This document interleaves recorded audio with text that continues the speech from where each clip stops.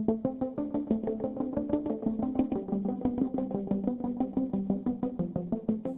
there! Welcome to Sneaking in the Green Room. I'm your host, Andrew Kushner, and each week I get to sit down with some of Portland's funniest comedians. Hell, let's be honest, these are some of the country's funniest comedians. And today, I got a special treat. In the studio with me is an amazing comedian. He's been blowing up all over the city. Please welcome Jacob Christopher. Thank you very much for having me. Oh man, my pleasure. This is an honor. Yes, it's an honor for me. Yeah. I love this. I love this new show. You like this? Cool studio? The studio, the cameras can't see behind, but this is legit. Man, you It's see? I'm telling you. That's gonna make my day, I feel. And the location, I mean, it could not be a better Right across possible. the street from Helium, where you work actually right now? Absolutely, yes. Yeah, you're one of the main hosts there? Is that what's going on? I'm in the rotation. You know, I'm in the rotation. That sounds to me like you are a host there. I am a host yeah. there, yes. Yeah. Well, dude, you're blowing up. You're doing it right now, and I'm just happy to have you on the show. Well, Definitely. it is a pleasure to be here. Well, let's see here. What do we want to talk about today? Where are you from? Where are you born? Well, I was born in Tampa Bay, Florida. Tampa, Florida. Yeah, and then I moved to Virginia when I was like 6 or 7, and then I lived there. That's pretty much where I was raised from like until like 25 years old. Man. So, yeah, pretty much Virginia. I was born in Tampa, but really grew up in Virginia. I do hear there's a little, you get this kind of accent. I don't know what it is. I've tried to kill it off. No, I love but it. Don't get rid of happens. that. It's a beautiful thing. I kept my Virginia phone number, so I still have the 804 area code. Wow. I'm proud. Well, I still have my 818, which is like from Southern California. I've had it for like 8 years. I'm just lazy. Yeah, I mean, really, it is laziness on my behalf too, but I'd have to tell a bunch of people to know what my new number is. I don't have time for I don't that. want to call Verizon and deal with changing it either. It's just a hassle. I hear you. So let's see. I mean, growing up, were you a class clown? Were you funny? Yeah, I mean, I was definitely one of the funny people of my group. I mean, I look back, kind of, but I mean, I wasn't really, I wasn't like a class clown. I was just like in private settings. Did you ever get like suspended for super gluing someone's nuts together I or never something? did anything like that. I never did any like funny. Butt cheeks together, not nuts. You can't super glue your nuts. Someone's nuts to their to a butt chair or cheeks something. Yeah, that would be even better than butt cheeks. Wow, yeah, that is a That's great good one. idea. Mark that down. Yeah. But like, I was just a shitty kid. Like, I didn't take school seriously, and I like would skip class in high school. I missed my 9th grade year with the whole liver transplant thing. Wait a second. And Liver transplant? yeah, I've had 3 transplants when I was 14. I did not do my research. Oh, Wow. That's not a big deal. This is impressive. But yeah, really impressive. Thank you. It's all me. And that was the doctors. You've got a will to live. When you're 14, that's just an inconvenience. Oh, If bad. it happened Oh, now, I'd man. be scared to death. I was in the hospital for like 6 months. But when you're 14, it's like, oh. How's your bill of health now? I mean, it's all right. I mean, look at me. I'm obviously not super healthy, right? You look okay. I look all right. You look thank all right. Yeah, you got I'm good fine. color I in mean, your I face. just can't. I can't have Advil or aspirin. I can't have it. Okay, 'cause it no reacts. Advil. Well, we're gonna Grapefruit Kick juice. no grapefruit Yeah, juice. it That's reacts weird. with one of the medicines, some weird thing. And that's about it. You're not missing anything with that, just for the record. No, grapefruits are gross. It's Disgusting.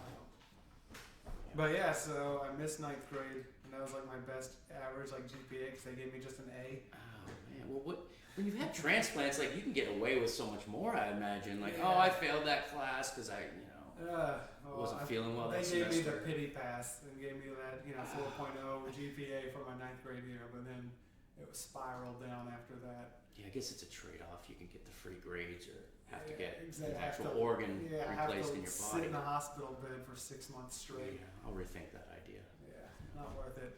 So, you're a funny guy in school. I mean, were you always watching stand-up comedy? Like I remember Eddie Murphy with Raw and Delirious. Oh, great ones. And like Chris Rock were like the first 2 that I remember like watching on TV and just really liking a lot. And like Jim Carrey's old stuff. Mm-hmm. I mean, we're talking about back in the day. Oh yeah, no, this is And I've always liked it. late know? 80s or early 90s. Yeah, or, this I is- don't know. this I'm, is- I'm old. No, So. I'm 32. How old are you? Yeah, 39. Okay, wow. You look Wow, great I'm for not supposed to 39. say that I on gotta camera. I say you Oh, I look keep really good doing for this. 39. Thanks. That's what happens when you have no responsibilities for like 20 years. Yeah, man. Nothing at all. No Age stress. well. Yeah. Fuck yeah. It's almost like being in a coma. Yeah. Fuck. I Yeah, I mean, I just remember watching stand up. You know, I liked it, but it wasn't like a career thought of mine at all until I moved to Portland and like I was like 25. You know, I've always liked it, but it's just no outlet where I'm from in Virginia, so there's no chance I could do it in the country and perform it. You moved here about the same time as I, like late 2000? I mean 2008, 2009, somewhere in there. Yeah, right around there. Yeah. So you've seen I guess the scene kind of really transformed in that 2007-8 period here in Portland. And, because I started in like 2000. I mean, I started in like 2010. That's when I started, and there was like 4 open mics a week. And I just Googled. I was working at a shitty store, at Guitar Center. It's actually a great store, but I was just the guy at the front desk. Hey, welcome. Can I check your bag? And I just kept a notebook and was writing down stories for like 6 months. And they were all funny.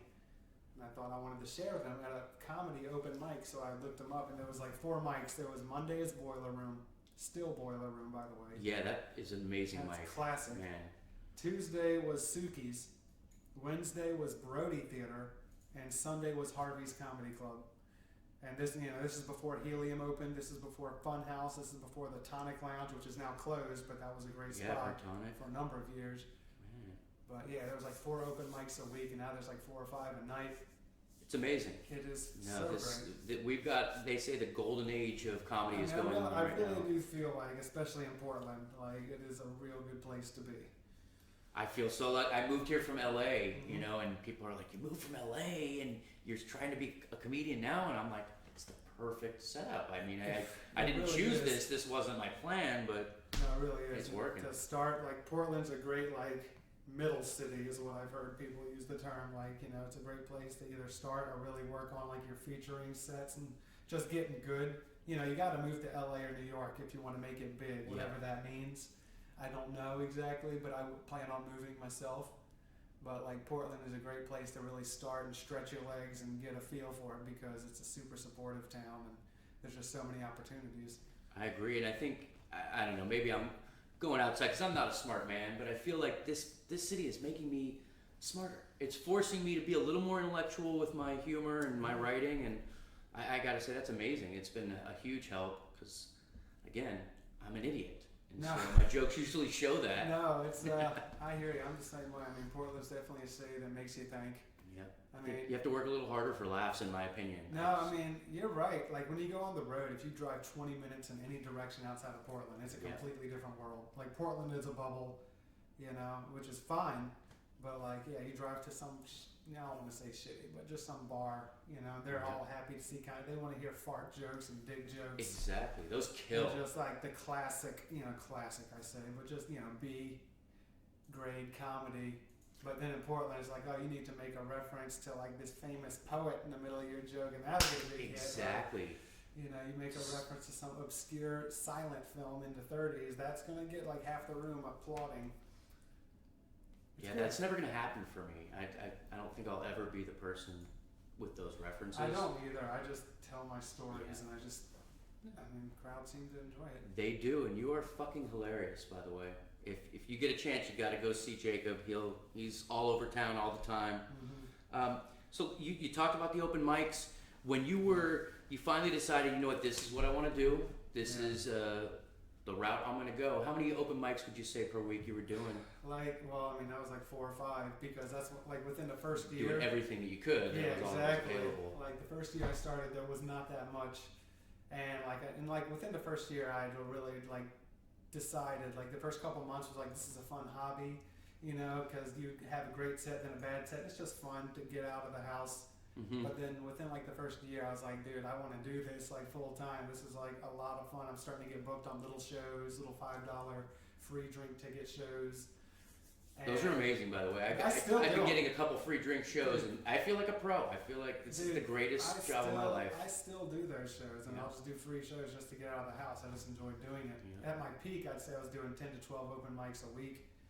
And I'm still doing like 8 to 10 a week. I just like going out. If I'm not doing anything, if I don't have plans that night, why wouldn't I just work on your craft? Go to one of the 5 open mics happening. Today's Monday. There are literally 5 open mics happening tonight. Yeah, if you can't get to 2, that you better be sick with the flu or something. I'm gonna go to at least 2 of them. Yep. No, that's what I've been, speaking to the other comedians. It's all about getting out there as much as you can. I mean, if you're gonna take this as a job, like LeBron James didn't get great going to the gym once a week. Yeah, He does it absolutely. 1,000 shots a day. So no, that makes sense. I mean, you just got to be able to go out a lot, and you also got to, write. I mean, there's a lot of things you got to do if you want to. And so let's see. You had kind of discussed possibly your plan, because I wanted to ask you that as well. Possibly moving to LA or New York. LA would be where I would probably go, and I'm thinking in the next year or two. And I've been saying the next year or two for like 2 years. Yeah. But it just seems like every, like I feel like a step every like 6 months I feel like I'm getting to a better place. Like, oh, I'll start working at this club, or oh, I've started, I got like a new 20 minutes, or, something. I feel like the first couple of years were really slower, because you just got to get momentum building. But I feel like in the last like year, like shit's kind of snowballing for you. It is. Yeah. I mean, it's not like I'm, blowing up or anything, but it's just I'm getting recognition. Yeah, you're getting headline. I've seen you as a headliner. I think he's got a show tonight that you can't get to anyway because this won't air tonight. But Hell or High Water. Hell or High Water, and that's a huge, That's a honor. great show. Yeah, it's a great room, great little stage. I like how it's set up. It's like a punk, like metal bar, stage set up. And then it's like they just have a comedy show there on Monday. It's great. Well, I'm proud of you. I know that I'd spoken in the beginning that we kind of worked together. Yeah. We did some work on a gem of a TV show, The Librarians, which is popping in the next week or so here. Oh, really? Is that episode coming out? I don't know about our episode, but I Okay. know the show itself. Yeah, we did some big background work on that show. You can look for us as blobs in the corner. Guy crossing the background with a. Did I have a tray? No, I didn't have anything. I had a wine glass or something. Yeah, we had to hold fake drinks for like 18 hours. Yeah, that was a long one. I got to a point where I was going to give you my camera and I was going to attack the star, who's Rebecca Romaine, and you were going to catch it on film. That was going to be your big breakout right there. Yeah, it was close. 1 million hits on YouTube. That's funny. Yeah, maybe next time. Maybe. I'll think that about was that was a fun spot though. It was. That's a cool little job we got doing the extra work. But yeah, I guess what was I going to get into next? We just talked about your plan to possibly move to LA in a year or so, and I've got a lot of friends and family in LA. So if things go wrong or you need something, let me know. I can always help you out. Here's another thing I started this show for was, well, I guess to get it out of the way, I'm a rookie. I've been doing this 5 months, and so I wanted a place where I could learn from the pros, and also provide a forum that people, young comedians getting going in the city could go online and watch a couple videos and see what not to do or what to do. And I mean, what's your opinion? Right now we've got this thing going on. A lot of people are crying about it. PC culture. They talk about colleges. You can't do comedy anymore. What's your opinion on it? I mean, PC culture, whatever you want to call it. It's like Portland. Some cities are bubbles, and when you leave them, people don't want to hear necessarily PC culture. They want to hear dark, dumb butt and fart jokes and stuff. But I mean, like, it's nothing. It's just a different style of comedy. It's just like music or any other like art form. It's just a different medium. Like I am known to do darker material. I mean, obviously, I think that's probably. But I also have plenty of jokes that are not offensive. I can do 30 minutes without by making great points, nothing mean, nothing sexual, derogatory, just, I have a lot of uplifting, happy jokes. It's good to have, material that is happy, good, positive energy material. I don't see anything bad about PC culture. Some rooms are PC rooms. Fine, do them.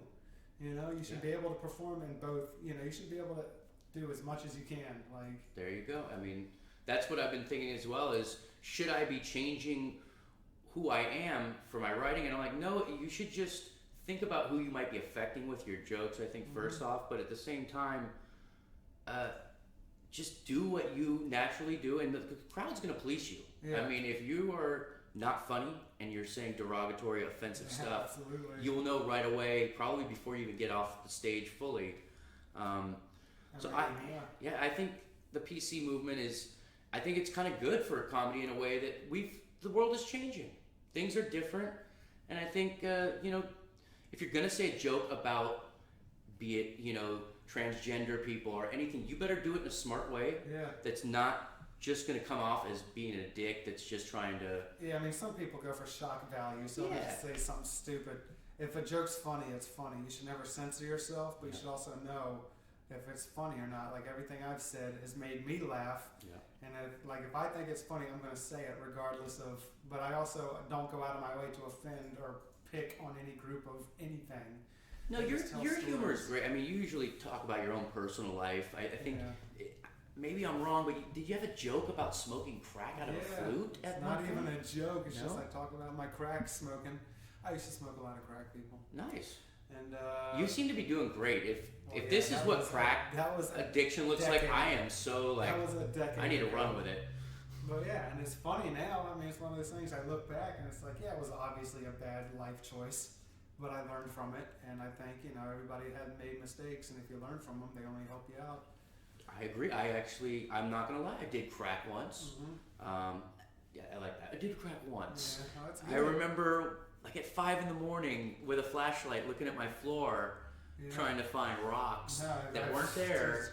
Yeah, and that was when I was like, holy shit, this is really like, this is a legitimate problem. I've done that. I've searched the car. My friend that I used to smoke crack at had a beige carpet like the one in this studio. We would spend hours hoping that we had dropped something. We never did.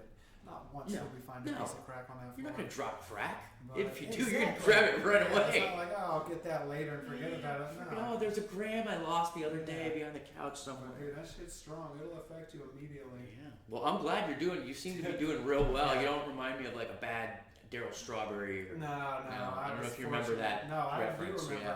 I know who Daryl Strawberry is. Yeah, you're 32. You know who he is.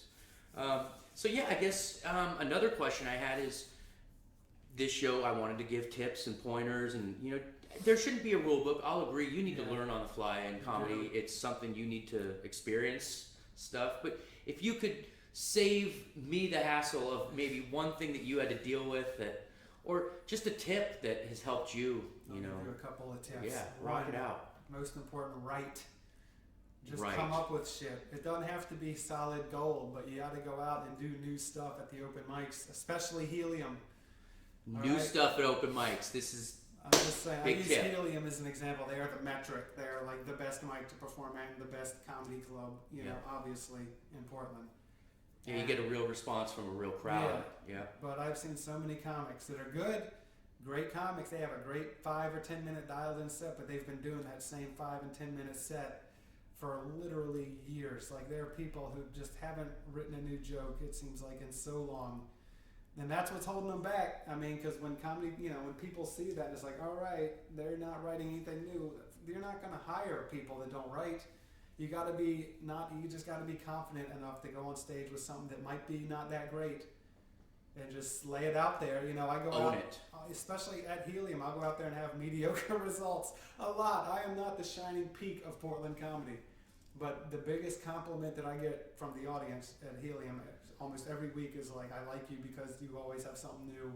It's always something different to talk about, and like that's why the audience wants to keep coming back. They don't want to hear the same thing over and over. That's really impressive, because I mean, going out to the mics, open mics for 5 months now, I mean, I've seen every comedian in the city multiple times, and I completely see exactly what you're saying. I know those comedians who, they're amazing. They're hilarious. There's nothing bad about the comedians. No. And it's just, I think for me, I had a fear for a little while of trying new stuff, because I got so complacent with my 5 minutes, and I was like, this is working. I'm getting laughs. Yeah, absolutely. People are telling me you just crushed, which I've never crushed. I'm just tired of hearing that. I mean, but still, when you're new, just having a good set. I mean, exactly. You do crush. No, it feels like you're the man, Yeah. But at the end of the day, I just became reliant on those 7 or 8 jokes that I had written, that I polished. And so recently I've been going out and just riffing. I'll just think of an idea before I get up on stage and just kind of talk about that. That's just one little thing I'll do. Other things is just write more, like you said. And it's still for a young comedian, I have that fear of just, man, I might bomb, but I thought about it. I need 10,000 bombs before I become good. You need to bomb. Yeah. Like, bombing is an integral part of comedy. That's another tip I'll give you. Just enjoy it. Enjoy bombing. Don't look at it as a disaster. Don't be on stage all nervous and hating it. Just soak it in. All right, because those bombing moments are gonna. There's only when you really get the worst of the worst is when you can appreciate the good. Man, you gotta feel those lows to feel the highs. And That's when you the leave game, Portland, like Portland's an easy city to play in, and I hate to sound smug, but it just is. All the rooms are supportive, the crowds are good. But you drive 20 minutes away, any direction. You do one of those casino gigs out in Pendleton in front of 18 people that I did like 6 months ago, and God, that was the worst set I've had in a very long time. But it was great. I left that stage so happy. Like they hated me, but I was just like, that's only gonna make me better. You know, I've been learning to just love the bomb, and I'll find myself when I'm in that moment where I'm like, okay, I've lost this set, it's done.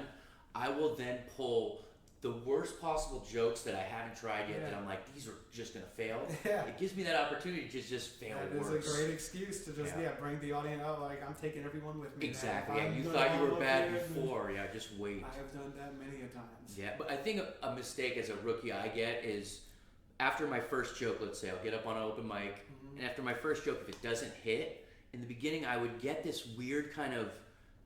Not a hatred, but a kind of like they don't know what they're doing. You know, they're the dumb ones. That joke was funny, and from that moment, my set goes downhill because my energy starts to become, fuck these people. You know, they don't know what they're doing, and I think it's real important to just let each joke go. It's just like an at-bat in baseball. You strike out, you just gotta forget about that and move on. Exactly, that's a very great analogy. You swing and you miss, keep going. You got another pitch coming, swing for it regardless, and. I mean, I had the same mentality, like after like a couple jokes don't hit, and you're like, all right, well, this audience, you should never blame the audience. I mean, there is a point when you can just be in certain rooms and tell it's like, all right, this audience is a fucking joke.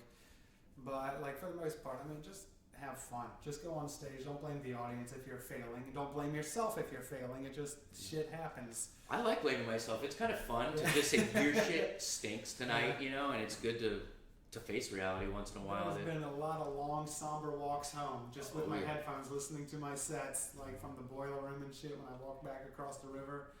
And it's just like, I'm laughing the entire way at just how bad they are sometimes. I don't know. I enjoy the bombing. I enjoy killing it much better, but the bombing is just like, when it's a really bad bomb, like those are moments that I cherish. They are. They're special. They don't happen that often. No.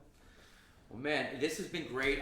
We're almost coming to the end here, so I want to kind of make this into a little bit of a local feel too. Seeing as how we are going to have people on, hopefully we're going to have this show on public channel, how are we saying this? Public access channel 11. We'll figure it out when we get there. This will probably get edited out anyway. But now let's say outside of comedy, if we were going to find you at a bar or a restaurant other than a comedic spot, where would you go? Let's say if you had $10 and you got to go get yourself some food, where are you going? Where am I going? McDonald's, huh? No. I like the food carts. There you go. And I like Whole Bowl. Whole Bowl is the best. Great name, place. right there. That place is doing work. Dude, $6 will get you. Whole Bowl. Legit. Hey, just for the record, we are looking for sponsors. If you want to bring us lunch sometime, I would make a Whole Bowl sponsorship. I'd wear that shirt on stage. Oh yeah. Well, we're at the end. Jacob, thank you for taking the time to come out and just hang out with me for a little bit. Thank you, Kush. Where can people find you? JacobChristopherComedy.com. That's my comedy website. If you want to see my barbathroomreviews.com, if you want to look at my bar bathroom review website. Bar bathroom reviews. Yeah, it's a site I started a little high as shit, and I just kept up with it. It's funny, I review bathrooms of all the bars and theaters I perform in, and just go to, I guess. I'm going to check that out when I get home. Oh, I love it. And I got a Twitter and all that stuff, but you can find that on the website if you go to JacobChristopherComedy.com.